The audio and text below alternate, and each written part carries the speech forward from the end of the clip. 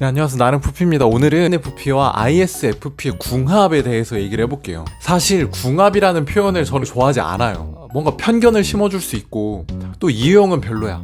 이 유형은 나랑 맞아. 그럼 이 유형이랑만 관계해야지. 약간 이런 거를 뭔가 조장하는 느낌이 들어가지고, 그래서 궁합이라는 접근보다 이런 면에서 좋을 수 있고 이런 면에서 조금 갈등이 생길 수 있다, 이런 방식으로 접근하는 게 좋은 것 같아요. 자, 우선 INFP랑 ISFP 둘 다 내향형 감정을 주 기능으로 사용하는 유형이에요. 간단하게 얘기하면 부드럽고 차분한 이미지, 상대방을 배려하고 존중하는, 또 자신만의 신념과 가치관이 뚜렷한 그런 유형이다. 그리고 안에 수많은 생각들이 있지만 그것들을 막 표현하고 잘 드러내질 않아요. 그래서 이 두 유형이 겉으로 봤을 때 비슷해 보이거든요. 근데 감성이 달라요. 감성이 다르다는 얘기는 뭐냐면 내가 외부에서 받아들이는 정보를 인식하는 게 달라요. 비유해보자면 INFP는 꿈을 꾸는 풍부한 감성의 소유자, 또 ISFP는 그 현재를 바라보는 디테일한 감성의 소유자. 먼저 INFP부터 얘기하면 조금 추상적이야. 이 외향형 직관 때문에 다양한 상상력을 갖고 있고 현재보다는 조금 더 미래의 가능성을 위주로 큰 그림을 보려고 해요. 그래서 보이지 않는 부분을 느끼고 보려고 한다. 그래서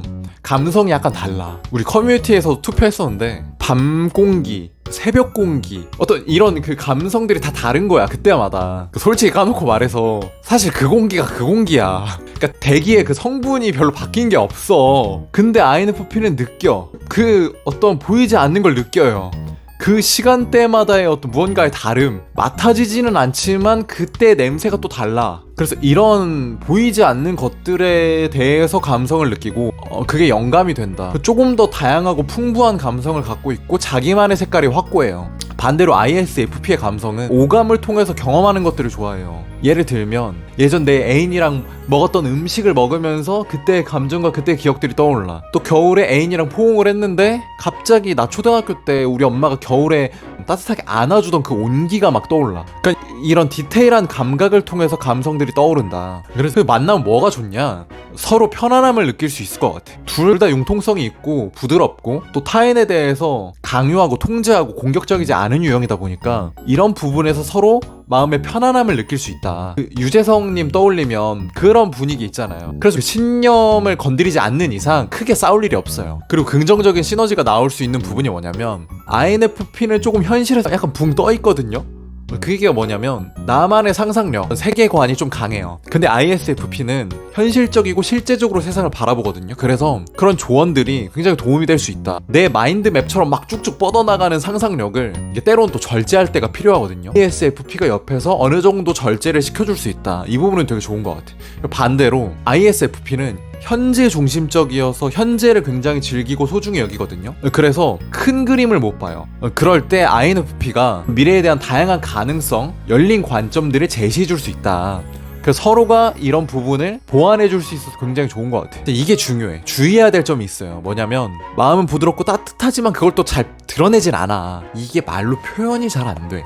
굉장히 뚝딱거려요. 뭔가 너무 고맙다 이런 표현은 하는데 내 마음에서 깊이 있게 막 느껴지는 엄청난 막 고마움들이 있어. 너무 고마워 하면 내가 느끼는 건 100인데 10, 20밖에 전달이 안 되는 느낌이야. 사랑하는 연인 관계에서도 고마움을 느끼는 건 100이야. 근데 나도 내가 표현하면 이게 내 마음 그대로 전달이 안 되는 걸 또 알아. 그래서 더 막 한 120%, 130%로 표현을 해. 연인 관계니까. 근데도 한 40, 50밖에 전달이 안 돼요. 이런 특징이 좀 있어서 내가 말하지 않은 부분도 내 감정을 알아줬으면 좋겠다라는 마음이 있어요. 마음을 서로 읽어주면 되게 좋을 것 같아요. 이런 마음이었구나. 저런 마음이었네? 라고 서로의 마음을 알아주면 관계가 풍성해지지 않을까. 이런 특징이 있어서 그럼 부정적인 표현은 나올까요? 부정적인 표현을 굉장히 잘 못하는 편이에요. 왜냐면 상대방의 기분이 나쁠까봐. 내가 이 이야기를 했는데 상대방이 상처 입으면 어떡하지? 라는 생각들이 굉장히 강하게 있다 보니까 긍정적인 표현도 잘 못하는데 부정적인 표현은 더 잘 안 나오지. 분명히 관계를 하다 보면 갈등이나 오해들이 생기는데 나는 좀 불편한데 다음에는 좀 그러지 않겠지? 하고 넘어가고 약간 덮어놔, 감정을. 또 비슷한 문제가 발생을 해. 그러면 또 얘기를 할까? 저 얘기를 꺼내긴 좀 그런데 다시 한번 얘기를 해볼까? 다음에 하자.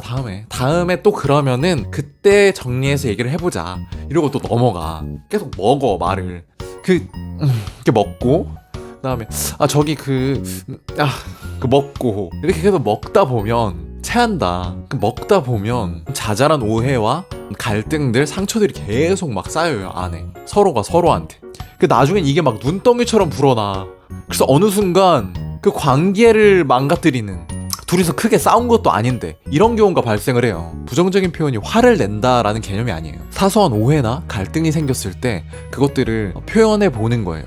이런 부분에서 오해가 있었던 것 같아. 이런 부분에서 난 조금 기분이 안 좋았던 것 같아. 이런 대화를 해야 관계에 오해가 없고 신뢰감이 더 돈독해지거든요. 왜 부부 관계에서도 잘 싸워보는 게 중요하다고 하잖아요. 잘 싸우라는 게 화를 내고 이야 막 이렇게 싸우라는 게 아니라 내가 다르게 느낀 점 혹은 오해 혹은 기분이 상했던 점을 얘기해보라는 거거든. 근데 내향형 감정들이 이 부분이 좀 취약할 수가 있어요. 잘 못해. 그치만 꼭 해야 한다. 나중에 시간이 좀 오래 지나면 기억들이 약간 왜곡될 수도 있어요. 그때 작은 갈등들을 두려워하지 말고 솔직하게 대화해보는 게 참 중요한 것 같아요. 정리를 하면 세상을 인식하는 관점이 다르기 때문에 오히려 서로 상호 보완적인 관계가 될 수 있다. 풍부하고 디테일한 감성들을 교감할 수 있다. 다름, 갈등을 회피하지 말고 대화로서 서로 잘 풀어나가는 게 중요하다. 이게 제가 가장 중요하게 생각하는 건데, 이 궁합은 파국이고 이 궁합은 찰떡이고 이런 거는 없다고 생각해요. 각각 성격 유형마다 강점이 있고 약점이 있잖아요. 이런 것들로 사람을 판단하는 게 아니라